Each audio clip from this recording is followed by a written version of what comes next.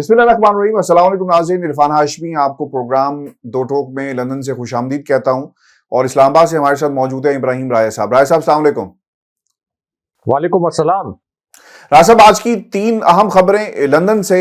नए army chief और नए इलेक्शन से मुतल्लिक अहम खबरें आ रही हैं, और फिर लंदन में 15 मिनट क्या तमाशा हुआ इसका हाल अहवाल भी अपने सुनने वालों के हम सामने रखेंगे, और फिर एक बरतानवी जज ने शहबाज शरीफ पर बिजलियां गिराई हैं, इसकी तफसील भी शेयर करेंगे। और फिर इमरान खान ने एक आला फौजी अफसर के मुतल्लिक गैर मुल्की टीवी चैनल को इंटरव्यू दिया, क्या इंकशाफात की हैं, इसका भी जिक्र जो है आज प्रोग्राम में हम सामने रखेंगे। लेकिन राय साहब, सबसे अहम बात यह है कि शहबाज शरीफ साहब लंदन में हैं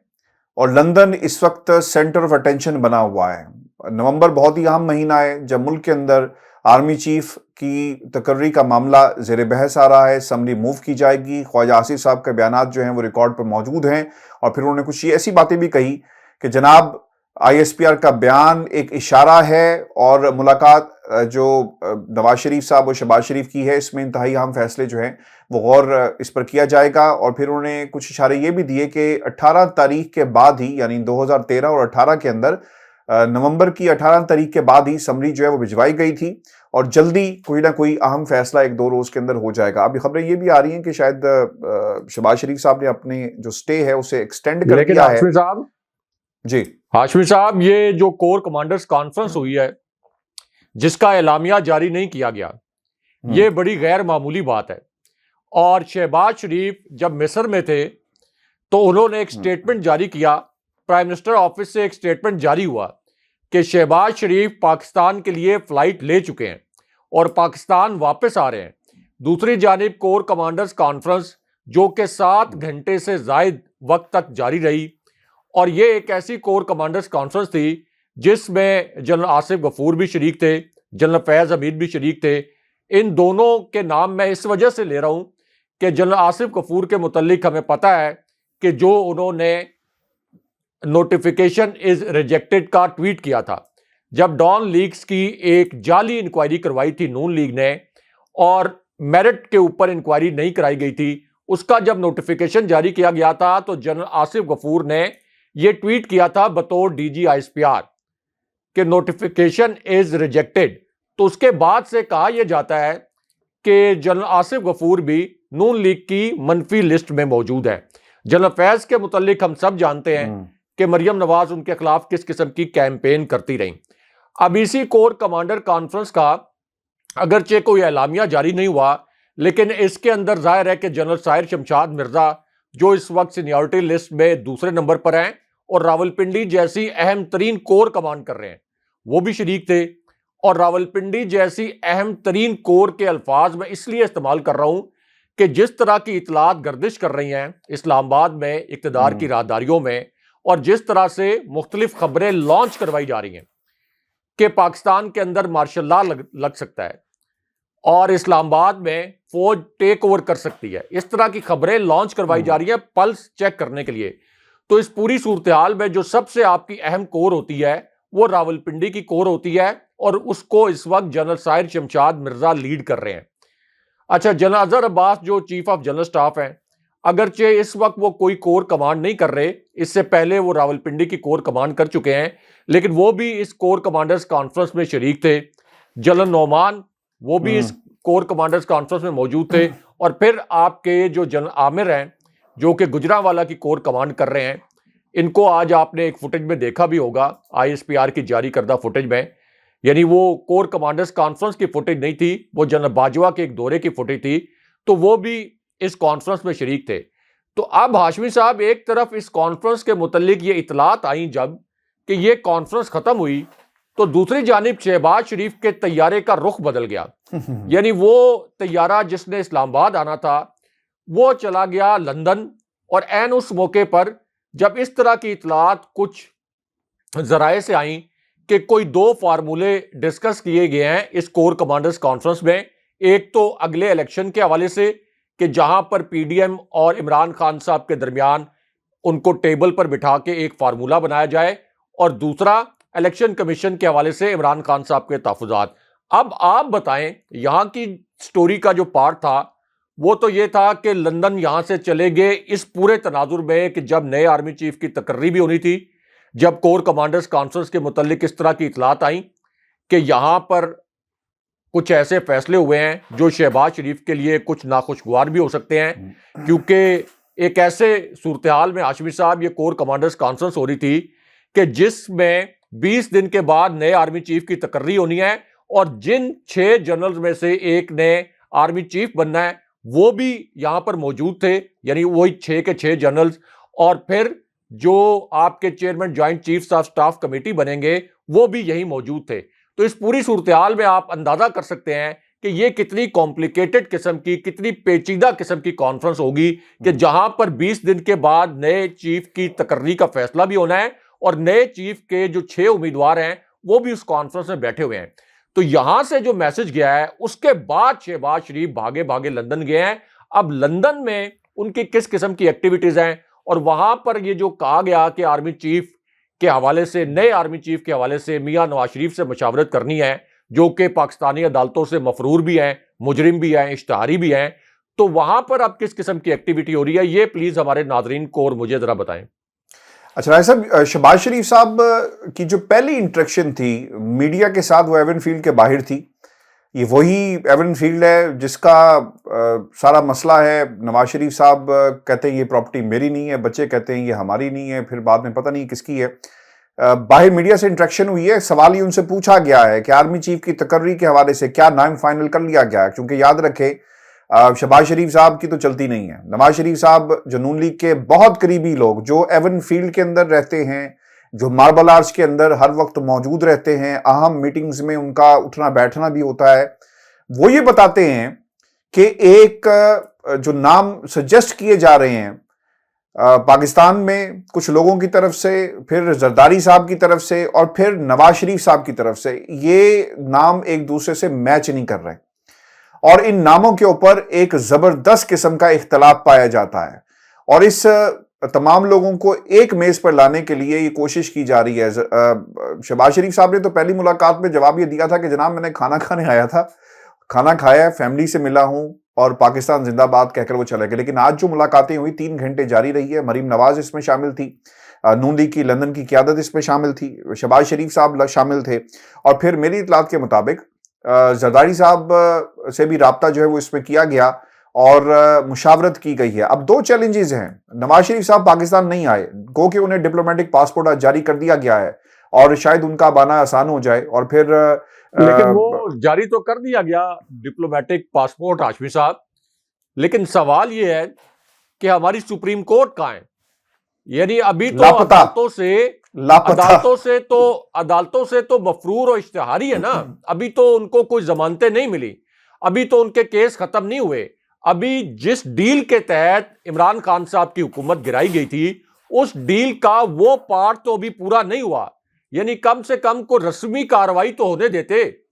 کم سے کم ڈیل کے تحت جو میاں نواز شریف کی نااہلی ختم ہونی تھی، جو ان کے کیسز ختم ہونے تھے، وہ رسمی کارروائی تو ختم ہونے دیتے۔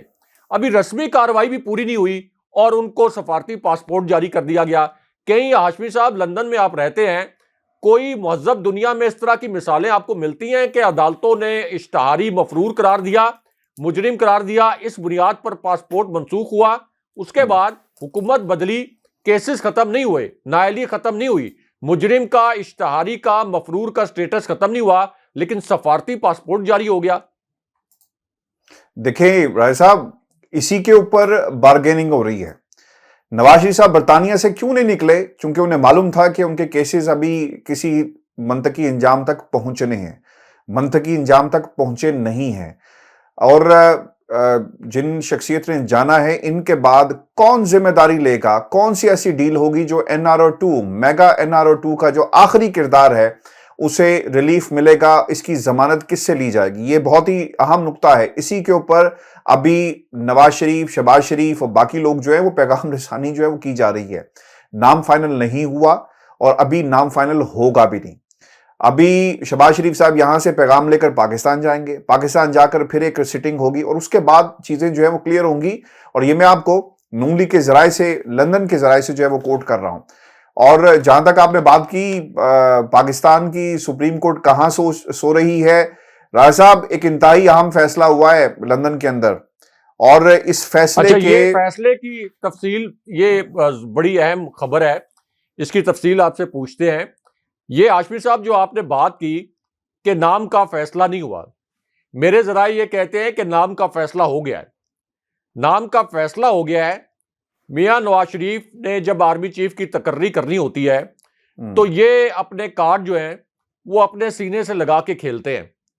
اس کی ایک وجہ ہے، اس کی وجہ یہ ہاشمی صاحب کہ ایک طرف عمران خان صاحب کا لانگ مارچ آ رہا ہے اسلام آباد، لاکھوں کی تعداد میں لوگ ہیں، نومبر کی تقرری کی ڈیٹ قریب ہے، اور آپ کے پاس سلاٹ ہیں دو، ایک آرمی چیف اور ایک آپ کے پاس chairman joint chiefs of staff committee, یہ دو سلاٹ ہیں، اور جنرل ہیں آپ کے پاس 6 سینئر۔ ان میں سے ظاہر ہے کہ جنرل فیض حمید کو آپ مائنس کر دیں، نون لیگ ان کو تو کبھی بھی کنسیڈر نہیں کرے گی۔ تو اب یہ جو تاخیر کی جا رہی ہے، فیصلہ تو ہو گیا ہے، فیصلہ نون لیگ نے اپنی طرف سے کر لیا ہے، لیکن یہ جو تاخیر کی جا رہی ہے یہ صرف اس وجہ سے کی جا رہی ہے کہ بالکل ایک آخری وقت میں جا کر ہم اس کو اناؤنس کریں، کیونکہ ظاہر ہے کہ 6 جنرلز موجود ہیں، 2 ہی زیادہ سے زیادہ ان عہدوں کے اوپر اکوموڈیٹ ہو سکتے ہیں۔ تو یہ بڑی ایک آپ یہ کہہ لیں کہ پیچیدہ صورتحال سے بچنے کے لیے اپنے لیے اس وجہ سے ابھی اس کو اناؤنس نہیں کر رہے۔ اور پھر دوسری بات یہ ہے کہ جو سٹنگ آرمی چیف ہیں ان کے لیے بھی تھوڑی سی ایک انکمفرٹیبل سچویشن بن جاتی ہے اگر وہ 20 دن پہلے 25 دن پہلے اگر چیف اناؤنس ہو جائیں۔ یہ ایک مرتبہ میاں نواز شریف نے کیا تھا اپنے جو 90 کی دہائی ہے اس میں، کچھ مہینے پہلے انہوں نے نئے آرمی چیف کے نام کا اعلان کر دیا تھا جب ایک آرمی چیف سے ان کی لڑائی ہوئی تھی 90 کی دہائی میں۔ لیکن ابھی یہ بات طے ہے کہ میاں نواز شریف یہ ڈیسائیڈ کر چکے ہیں، اگرچہ آصف علی زرداری کی جانب سے ایک نام تجویز کیا گیا تھا، جنرل باجوہ کی جانب سے بھی یہ کہا گیا کہ ایک نام تجویز کیا گیا، لیکن میاں نواز شریف اپنی جانب سے ایک نام ڈیسائیڈ کر چکے ہیں، اگرچہ اس کو ڈسکلوز جو ہے وہ تھوڑا سا آگے جا کر کیا جائے گا۔ چلیں اتنی دیر نہیں ہے، 18 تاریخ کے بعد یہ جو کہا جج جا والی رہا ہے سٹوری کہ بڑے مزے کی ہے، یہ ہمیں بتائیں ہاشمی صاحب، اس کی ڈیٹیلز ہمیں بتائیں۔ یہاں پہ تو شہباز شریف نے کچھ اور بیانیہ بنا رکھا تھا، تو یہ ڈیٹیل بتائیں کہ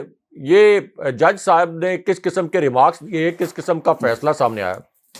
لیکن راج صاحب یہ آپ کو یاد ہوگا کہ 2019 کے آخر میں اور 2020 کے شروع میں ایک سٹوری آئی تھی ڈیلی میل کے اندر، جس میں یہ کہا گیا کہ شہباز شریف اور ان کے خاندان منی لانڈرنگ اور پھر بہت ساری ایسی ٹرانزیکشنز کی گئی ان کے بینک اکاؤنٹس میں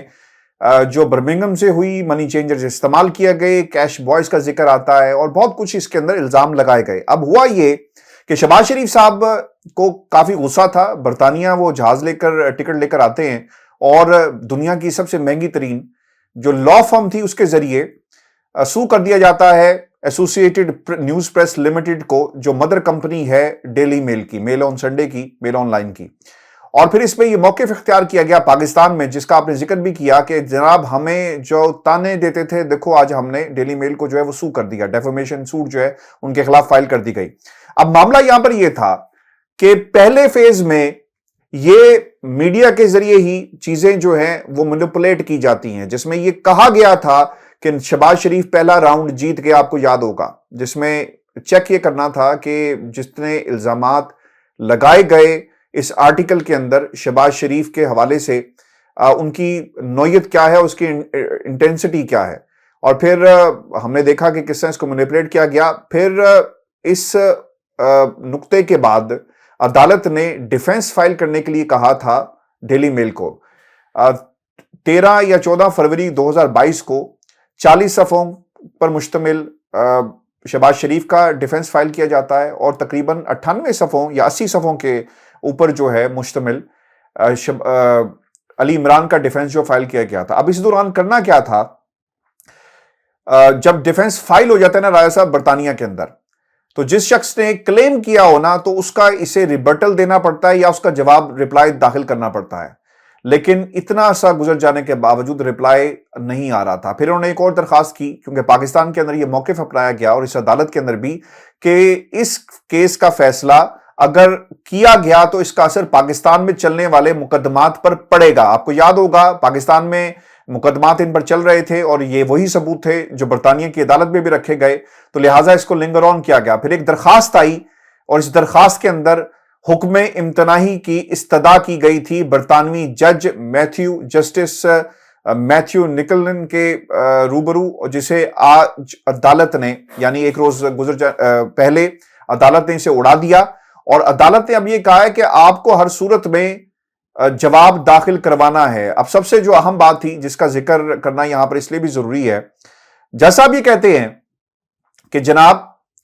ये बरतानिया है और ये जो आपने इस्तदा की है कि शहबाज शरीफ साहब बहुत मसरूफ हैं, मुल्क के वज़ीर आज़म हैं, लिहाजा वक्त दे दिया जाए और रिप्लाई फौरी नहीं दे सकते, तो इस पर एक जुमला बहुत ही अहम है और इससे आपको अंदाजा हो जाएगा कि पाकिस्तान का निज़ाम अदल कहां पर खड़ा है। आपने कहा था ना कि हमारी अदालतें कहां पर हैं, तो राय साहब पाकिस्तान की अदालतों को कुछ सीखना चाहिए जस्टिस निकलन से, जिन्होंने रिमार्क्स दिए और इस्तदा को मुस्तरद किया। वो ये कहते हैं कि in this court room the prime minister is a Clement like anyone else. जिस तरह एक आम आदमी है उसी तरह प्राइम मिनिस्टर भी है। अगर आप मुझे ये कहेंगे कि वो मुल्क का प्राइम मिनिस्टर है, बहुत मसरूफ है, तो यहां पर ये चूरन राय साहब नहीं चलेगा। यहां पर तमाम लोग कानून की नजर में बराबर हैं। अब 13 दिसंबर को अगर ये नाकाम रहे रिप्लाई जमा करवाने में, तो फिर इस केस को स्ट्रक आउट कर दिया जाएगा, जिसका मतलब यह है कि ये केस को उड़ा दिया जाएगा और फिर जो इल्जामात लगाए गए थे वो हकीकत समझे जाएंगे इस आर्टिकल के अंदर और फिर आप उसे चैलेंज भी नहीं कर सकेंगे। और फिर सबसे अहम बात यह है कि अगर इसका जवाब आ गया तो फिर इसकी प्री ट्रायल हियरिंग होगी और फिर आइंदा यानी अगले साल अक्टूबर में इसकी फुल ट्रायल हियरिंग होगी। और मैं ये भी आपको बता दूं कि इस केस के अंदर फाइनल ट्रायल हियरिंग अगर होती है तो शहबाज शरीफ को विटनेस बॉक्स में बुलाया जाएगा, उनसे सवाल किए जाएंगे, क्रॉस एग्जामिनेशन उनका होगा और उनसे पूछा जाएगा कि भाई बताओ कि इस केस के अंदर जो डिफेंस फाइल किया गया डेली मेल की तरफ से उसका जवाब क्या है। मैं आपको ये बात बता दूं कि अब राय साहब कोई बहाना नहीं चलेगा, कोई ये बात नहीं कही जाएगी कि मैं मसला फलस्तीन में बहुत परेशान हूं या मैं सोच रहा था या मेरी कमर में दर्द निकल आया है। आपको word to word, point two point जो है इसका जवाब देना पड़ेगा। अगर 50 सफ़ात हैं एक केस के अंदर तो 50 सफ़ों का जवाब 50 सफ़े ही बनेगा। ये नहीं हो सकता कि 40 नकात पर आप जवाब दे दें और जो 10 नकात हैं उसे आप मिस आउट कर दें। आपको अदालत को सेटिस्फाई करना पड़ेगा और इसके बाद ही केस आगे चलेगा। और अगर शहबाज शरीफ अदालत को सेटिस्फाई नहीं कर सके और ये जवाब नहीं आता तो फिर ऐन मुमकिन है कि अदालत, बरतानवी अदालत, जस्टिस निकलन जो है वो ये कह सकते हैं कि आप जितना लीगल जो कॉस्ट आई हैं वो आप डेली मेल को, एसोसिएटेड न्यूज़पेपर लिमिटेड को अदा करेंगे, जो लाखों पाउंड्स बन सकते हैं। और ये एक इम्पैक्ट क्रिएट हो सकता है पाकिस्तान में केसेस जो चल रहे हैं उनके ऊपर भी, क्योंकि अगर ये फैसला आ गया और जो ऐसा लग रहा है कि अभी तक रिप्लाई जमा नहीं करवाया गया तो शहबाज शरीफ के लिए लंदन में मुश्किलात पैदा हो सकती हैं। और फिर सबसे इंटरेस्टिंग बात यह होगी कि जब वो बरतानिया की अदालत के अंदर क्रॉस एग्जामिनेशन किया जाएगा तो फिर क्या जवाब देंगे कि बेगम नुसरत के अकाउंट में जो पैसे आए वो कहां से आए। क्या जवाब देंगे कि उनके बच्चों के अकाउंट में पैसे कौन डालता रहा। और फिर कैश बॉयज के हवाले से जो इंफॉर्मेशन है उसका भी एक इंतहाई अहम नुक्ता यह है कि जब सवाल उठाए जाएंगे तो शहबाज शरीफ के पास क्या जवाब मौजूद होंगे। ये इंतहाई, मैं आपको बताता हूं क्या जवाब होंगे। एक जवाब तो ये होगा, आप उनको मशवरा भी दे सकते हैं कि जिस तरह से 50 रुपए का स्टैम्प पेपर लेकर वो लाहौर हाई कोर्ट में गए थे और गारंटी दी थी कि मियां नवाज शरीफ 6 हफ्ते में वापस आ जाएंगे, इसी तरह का कोई 50 रुपए का स्टैम्प पेपर लेके चले जाएं वो अदालत में। दूसरा, जब यहां पर अदालतें उनसे सवाल करती थी और FIA उनसे सवाल करती थी तो वो उन सवालात के जवाबात नहीं देते थे। वो ये कहते थे कि मेरी पूरी तवज्जो मसला फ़लस्तीन पर है, मेरी गाड़ियां मेरे कजन्स ने, मेरे जो फुफ्फो के बेटे, मेरे चचा के बेटे, मेरे फलां रिश्तेदार के बेटे, मेरे कज़न के बेटे उन्होंने चलाई, इनका हिसाब उनसे लें। मेरा जो कारोबार है वो मेरा जो बड़ा बेटा है वो चलाता था, उसके बाद मेरे कारोबार के जो असल डायरेक्टर थे वो हमारे मरहूम वालिद थे। तो इसका मतलब यह है कि मुझसे कुछ ना पूछें, जो कुछ पूछना है उनसे पूछें। और जब उनसे FIA तहकीकात करता था तो वो आगे किसी और पर डाल देते थे। तो इसी तरह इनको चाहिए کہ برطانوی عدالت کے اندر بھی پیش ہو کر یہ حربہ آزما کے دیکھ لیں، پھر ان کو پتا چلے کہ پاکستان کے اندر جس طرح سے انہوں نے عدالتوں کو ایکسپلائٹ کیا ہے، کیا اس طرح سے یہ برطانوی عدالتوں کو ایکسپلائٹ کر سکتے ہیں کہ نہیں کر سکتے؟ میں آپ کو ایک نکتہ عرض کر دوں جو بطور دلیل پیش کیا گیا ہے عدالت کے اندر. ایک تو یہ کہتے ہیں، اور یہ بہت ہی اہم ہے رائے صاحب، کہ پریجوڈس پروسیڈنگز ہیں، انفیئر ٹرائل ہو رہا ہے، اور پھر پولیٹیکل وچ ہنٹ کیا گیا، پروسیجرل ٹیکنیکل ڈیلنگ استعمال، جو ڈیلنگ ٹیکٹکس ہیں وہ استعمال کیے گئے، اور پھر اس کے بعد اس کیس کو جو ہے وہ آگے چلانے کی کوشش کی جا رہی ہے. رائے صاحب اتنا آسان نہیں ہوگا شہباز شریف کے لیے اس کیس سے نکلنا. ایک صورت ہو سکتی ہے کہ اس درخواست کو، اس جو قانونی کاروائی وہ کر رہے ہیں، اس کو واپس لیں اور پھر یہ کیس ختم ہو سکتا ہے، لیکن یہ سٹینڈ کرے گا. آپ کو یاد ہوگا ایک کیس اس سے پہلے بھی ایک آرٹیکل اسی اخبار نے لکھا تھا جس میں حسن نواز کی پراپرٹیز کے حوالے سے کچھ باتیں کہی گئی تھی، اور پھر اس کے بعد اس کا کوئی ریبٹل نہیں آیا. لوگوں نے کہا کہ آپ جا کر عدالت میں سے چیلنج کر دیں، لیکن کسی نے چیلنج نہیں کیا، وہ کیس بھی وہیں پہ سٹینڈ کرتا ہے. تو میرا یہ خیال ہے کہ مشکل ہوگا. اور پھر انٹرسٹنگ بات یہ ہے کہ اب دلیل کون سی آئے گی، چونکہ شہباز شریف صاحب یہاں پر رہی ہیں اور پھر وہ مشورہ بھی کریں گے اپنے جو لیگل ٹیم سے، کارٹر رک، ایک بڑی مہنگی فرم جسے اس کیس کے لیے انگیج کیا گیا. رائے صاحب عمران خان صاحب کو انٹرنیشنل میڈیا بار بار لے رہا ہے، بار بار ان سے بات ہو رہی ہے جب سے ان پر قاتلانہ حملہ ہوا، اور جو انکشافات وہ کر رہے ہیں. اب ایک مزید انکشاف انہوں نے کیا ہے غیر ملکی میڈیا کو انٹرویو دیتے ہوئے، اور سب کا یہی سوال تھا کہ آپ پر حملہ ہوا، کرنے والا کون تھا، کیسے کیا گیا، کہاں پلاننگ ہو رہی تھی. اور پھر خان صاحب کیا کہتے ہیں؟ خان صاحب یہ کہتے ہیں کہ ان کی پارٹی کی مقبولیت میں بے پناہ اضافہ ہوا، جس میں کوئی شک نہیں ہے، اور یہی خطرہ ہے. اسی پر بات ہو رہی ہے لندن میں بھی کہ اس کو کیسے روکا جائے، اور ہم پاکستان آئیں گے تو کس کے سہارے آئیں گے. 75% ضمنی انتخابات جیتے ہیں، خان صاحب یہ کہتے ہیں. وہ ڈر رہے ہیں کہ اگر الیکشن ہو گئے تو پھر کیا ہوگا. ملک کے اندر جو لوگ سچ بولتے ہیں ان کا انجام عرش شریف جیسا ہوتا ہے. جو لوگ ہمارے ساتھ چل رہے ہیں انہیں دھمکیاں دی جاتی ہیں، ٹیلی فون کالز کیے جاتے ہیں، ان کے کیسز نکالنے کی کوشش کی جا رہی ہے. خان صاحب نے یہ بھی کہا. پھر یہ بھی کہتے ہیں، ان سے یہ سوال بھی ہوا کہ کیا آپ کے پاس کوئی ہارڈ ایویڈنسز موجود ہیں جس میں کہا گیا، تو پھر خان صاحب نے اس کا بڑا ہی زبردست جواب دیا، اور شاید اس کے بعد کسی کو بولنے کی اب ضرورت نہیں ہے. خان صاحب یہ کہتے ہیں کہ ٹھیک کچھ عرصہ پہلے، یعنی کچھ ہفتے پہلے، میں نے اپنی انٹیلیجنس کی بنیاد پہ، یعنی اس ملک کا میں سربراہ رہا، انٹیلیجنس ایجنسیز مجھے بھی رپورٹ دیتی ہیں، بتاتی ہیں کہ کیا ہو رہا ہے، کون پلاننگ کر رہا ہے، اور مجھے بتایا گیا کہ کوئی ریلیجس جنونی، مذہبی جنونی نکلے گا اور آپ پر حملہ کر دیا جائے گا. میں نے یہ پریڈکٹ کیا، میرے سامنے پیٹرنز موجود تھے، حقیقت مجھے پہلے سے بتا دی گئی تھی. اور پھر 6 ہفتے بعد وہی ہوتا ہے کہ ایک شخص باہر نکلتا ہے، حملہ کر دیتا ہے، اور پھر اسے جنونی، مذہبی جنونی قرار دے کر اس کا ایک ویڈیو پیغام بھی جو ہے وہ جاری کر دیا جاتا ہے. یہ ہے پاکستانی ایجنسیز کی تفتیش، جس کا خان صاحب نے ذکر بھی کیا. اور پھر نوید کے حوالے سے وہ یہ بھی کہتے ہیں کہ مجھے پہلے ہی بتا دیا تھا، اس لیے میں نے قوم کے سامنے یہ حقیقت رکھ دی.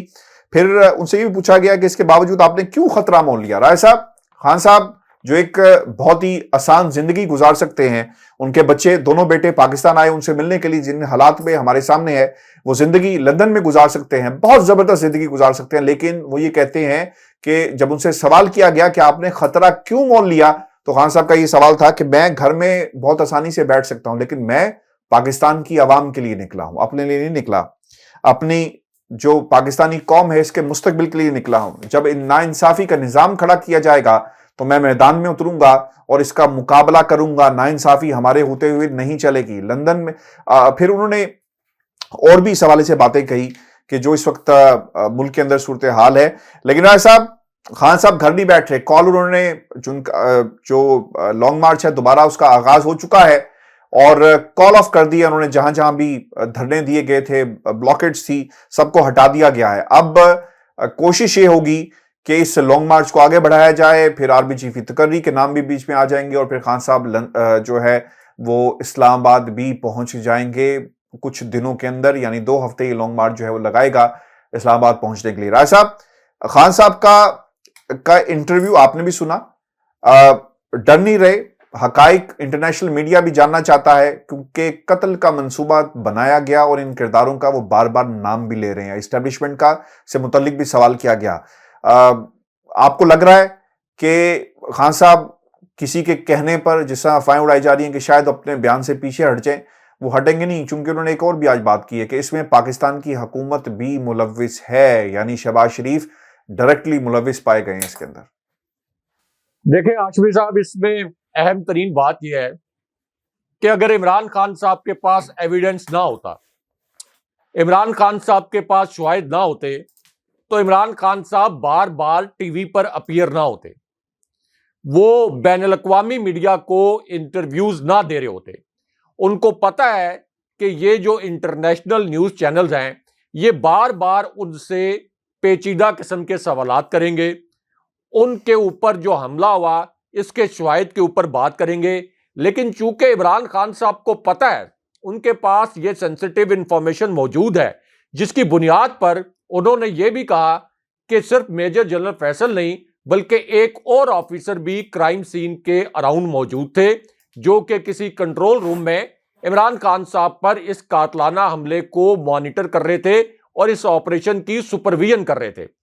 اب ہاشمی صاحب، جو جھوٹا آدمی ہوتا ہے وہ تو کبھی بھی اس طرح سے بار بار انٹرویوز نہیں دیتا، بار بار سامنے نہیں آتا۔ اس کو پتا ہوتا ہے کہ میں سوالوں کے جوابات، جو لاجیکل سوالات مجھ سے کیے جائیں گے، میں ان سوالات کے جوابات نہیں دے سکوں گا، تو اس وجہ سے وہ میڈیا کو اوائڈ کرتا ہے۔ لیکن ہم نے کیا دیکھا ہے؟ ہم نے دیکھا کہ عمران خان صاحب کے لانگ مارچ کے دوران ایک دن میں 5 مرتبہ انہوں نے انٹرویوز دیے۔ اس کے بعد اب وہ انگیج کر رہے ہیں انٹرنیشنل میڈیا کو، یا آپ کہہ سکتے ہیں کہ انٹرنیشنل میڈیا ظاہر ہے کہ عمران خان صاحب کے اوپر قاتلانہ حملہ ہوا ہے، ان کی اتنی اہمیت ہے کہ اب انٹرنیشنل میڈیا عمران خان صاحب کا ورژن سننا چاہتا ہے اور دنیا کو سنانا چاہتا ہے۔ تو بار بار عمران خان صاحب ان پیچیدہ سوالوں کے جوابات جو دے رہے ہیں، اس سے یہ ثابت ہوتا ہے جو پس منظر عمران خان صاحب نے بتایا، یہ ہاشمی صاحب کوئی غائب کا علم تو کسی کے پاس نہیں ہے، یہ پریسائز انفارمیشن عمران خان صاحب کو دی گئی تھی کہ آپ کے اوپر کب حملہ کرایا جائے گا، جس کے متعلق خان صاحب نے بتایا کہ مجھے پتہ لگ گیا تھا کہ کون سے علاقے میں کون سے دن مجھ پر حملہ کرایا جا سکتا ہے۔ پھر یہ بھی خان صاحب کے پاس انفارمیشن تھی کہ مذہبی جنونی کے نام کے اوپر اس حملے کو ایک اور رنگ دینے کی کوشش کی جائے گی۔ اور ہمارے ویورز کو شاید یاد ہو کہ جس وقت عمران خان صاحب نے یہ بات کی تھی، اس سے تقریباً 1 ہفتہ پہلے ہم نے اسی پروگرام میں یہ بات کی تھی، یہ نقطہ ڈسکس کیا تھا کہ اب عمران خان صاحب کا چونکہ یہ مقابلہ نہیں کر پائے، تو اب یہ چاہ یہ رہے ہیں کہ ہم لوکل اسی طرح کے کوئی ایلیمنٹس کو استعمال کریں، ماسٹر مائنڈ کوئی اور ہو، اور پھر مذہب کے نام پر عمران خان صاحب کو نشانہ بنایا جائے۔ اب ہاشمی صاحب، جو لانگ مارچ آ رہا ہے اسلام آباد، یہاں پہ لوگ کہتے ہیں کہ اسلام آباد آ کر لانگ مارچ کیا کرے گا، حکومت کیسے جائے گی، اور پھر مذاکرات کس کے ساتھ ہوں گے، آگے وے فارورڈ کیا ہوگا، کیا عمران خان صاحب یہاں پہ آ کے موسم کی سختی بھی ہوگی تو وہ 2-4 دن کے بعد اٹھ جائیں گے، اس کے بعد کیا ہوگا؟ اب ہاشمی صاحب، اس کو جو نومبر کی تقرری ہے 29 نومبر کی، اس کے ساتھ اگر آپ کنیکٹ کر کے دیکھ لیں تو عمران خان صاحب کے پاس ایک بہت بڑا سیاسی ٹول اس وقت آ گیا ہے۔ اس میں تو کوئی شک نہیں ہے کہ عمران خان صاحب پاکستان کے سب سے پاپولر لیڈر ہیں، اب تو اسٹیبلشمنٹ بھی مانتی ہے، اب تو شہباز حکومت بھی مانتی ہے، اگرچہ اپنی ناکامیوں پر پردہ ڈالنے کے لیے یہ کہتے ہیں کہ عوام کو گمراہ کر دیا گیا ہے، یعنی جو عوام اپنے شعور کی بنیاد پر اب عمران خان صاحب کو فالو کر رہے ہیں، کرپٹ عناصر کو فالو نہیں کر رہے، تو ان کی یہ توہین کرتے ہیں جب یہ کہتے ہیں کہ ان کو گمراہ کر دیا گیا ہے۔ اچھا، اب عمران خان صاحب جب یہاں پر آئیں گے، نئے آرمی چیف کی تقرری ہو رہی ہوگی، 2 جو آپ کے لیفٹیننٹ جنرلز ہیں ان کے نام چلے جائیں گے 4 اسٹار جنرل بننے کے لیے، یعنی آرمی چیف بننے کے لیے اور جوائنٹ چیف بننے کے لیے۔ لیکن اس کے بعد یہ جیسے ہم نے ڈسکس کیا کہ ٹوٹل جو سینئر جنرل ہیں جو اس وقت ٹاپ 6، وہ تو تعداد 6 ہے۔ پھر ہاشمی صاحب، اس کے اندر جو بھی آپ کی آنے والی اسٹیبلشمنٹ ہوگی، کیونکہ اب تو ISPR نے آج باقاعدہ ایک سٹیٹمنٹ جاری کر دیا کہ جنرل باجوہ اپنے الوداعی دورے کر رہے ہیں، تو جو بھی نئی اسٹیبلشمنٹ آئے گی، ایک طرف عمران خان صاحب کا وہاں پہ دھرنا بیٹھا ہوگا، اور اگر وہ وہاں پر دھرنا بیٹھا نہ بھی ہوا تو وہ سٹیج ضرور بنا ہوگا، لوگ روزانہ کی بنیاد پر آ جائیں گے وہاں پہ، 4-5-6 گھنٹے وہاں پہ احتجاج ہوگا۔ اول تو یہاں پر اتنی بڑی شاید نوبت ہی نہ آئے اتنی دیر تک دھرنا دینے کی. تو جو نئی اسٹیبلشمنٹ ہوگی, جو نئے آرمی چیف ہوں گے, کیا کوئی بھی آرمی چیف, کوئی بھی نئی اسٹیبلشمنٹ, اس کے لیے یہ افورڈیبل ہو سکتا ہے کہ اس قسم کا تاثر بنے کہ ملک کا جو سب سے پاپولر لیڈر ہے, کوئی اس طرح نہیں کہ اس کے پاس کوئی 51% میجورٹی ہے اور باقی ایک کوئی جماعت ہے جس کے پاس 49% ہے, کوئی دو جماعتی نظام نہیں, جس کے اکیلے کے پاس 75% پاپولرٹی ہے, باقی 13 جماعتوں کی ملا کر 25% نہیں بنتی, اور وہ بھی مختلف صوبوں میں. تو کیا نئی اسٹیبلشمنٹ کے لیے یہ آسان ہوگا کہ وہ یہ تاثر بننے دے کہ 75% عوام ادھر کھڑے ہیں, جو نئی اسٹیبلشمنٹ آئی ہے وہ دوسری جانب کھڑی ہے, اسٹیبلشمنٹ ایک ان پاپولر سٹینس کے ساتھ کھڑی ہے, تو کیا نئی اسٹیبلشمنٹ بھی ان پاپولر ہونا چاہے گی؟ یہ ایک بہت بڑا سوال ہے, خاص طور پر اس پوری صورتحال میں کہ جب لوگوں کو یہ پتا ہے, حقائق لوگوں کے سامنے آئے کہ عمران خان صاحب کی حکومت ایک سازش کے ذریعے گرائی گئی تھی. یہ حقائق تو لوگوں کے سامنے ہیں, لوگوں کے سامنے یہ حقائق بھی ہیں کہ یہ جو ٹولہ اس وقت مسلط ہوا ہے یہ 30 سال پہلے بھی اس ملک پر مسلط رہا, ملک 1 انچ آگے نہیں بڑھا. تو اس لیے لوگوں کا جو غم و غصہ ہے وہ نفرت میں, اشتعال میں بدل رہا ہے. تو اس پوری صورتحال میں آپ ذرا امیجن کریں, یعنی ہمارے ویورز, اگر وہ اسٹیبلشمنٹ ہو, میں اسٹیبلشمنٹ ہوں, آپ اسٹیبلشمنٹ ہوں, ایک نئی اسٹیبلشمنٹ آ رہی ہو جس کا ابھی تک عمران خان صاحب سے کسی بھی وجہ سے اختلاف رائے نہ ہو. یعنی یہ تو جنرل باجوہ نے تو بتا دیا, عمران خان صاحب نے تو بتا دیا کہ جنرل باجوہ سے ان کا جو اختلاف رائے تھا عثمان بزدار کے معاملے پر تھا, احتساب کے معاملے پر تھا, جو خان صاحب نے بتایا. لیکن جو نئی اسٹیبلشمنٹ, بالکل نیا ایک آرمی چیف آئے گا, وہ جس کا عمران خان صاحب کے ساتھ کوئی ماضی میں کوئی اختلاف یا اس طرح کا کوئی معاملہ نہیں ہوگا, تو کیا کسی نئی اسٹیبلشمنٹ کے لیے یہ پاسبل ہوگا کہ ایک طرف میسو دھرنا ہو یا ایک ایسا لیڈر ہو جس کے ساتھ 75% عوام کھڑے ہیں اور یہ پھر تاثر بنے کہ اسٹیبلشمنٹ دوسری جانب کھڑی ہو؟ یہ بہت مشکل کام ہے ہاشمی صاحب. ہماری اسٹیبلشمنٹ کو یہ کبھی بھی سوٹ نہیں کرے گا, اور مجھے نہیں لگتا کہ ہماری اسٹیبلشمنٹ اس قسم کا کوئی فیصلہ کرے گی, کیونکہ اسٹیبلشمنٹ, یا آپ آسان الفاظ میں کہیں کہ پاک فوج یا دنیا کی کوئی بھی جو فوج ہے, وہ عوام سے اپنی طاقت حاصل کرتی ہے, اور اس ملک کی جو عوام ہے اس نے ہمیشہ اپنی فوج سے والہانہ محبت کی ہے. اور نیا جو چیف آئے گا, جو نئی اسٹیبلشمنٹ آئے گی, اس کی ترجیح بھی یہ ہوگی کہ یہ پاک فوج جو بائنڈنگ فورس رہی ہے پاکستان کے اندر, یہ بائنڈنگ فورس رہے, اور وفاق کی جو علامت ہے عمران خان صاحب, ان کو اس طرح سے دیوار سے نہ لگایا جائے. بہت شکریہ ایسا ویور جی, آج کا شو تھا ہمارا. اپنے کمنٹ ضرور بھیجیے گا, چینل کو سبسکرائب کرنا مت بھولے.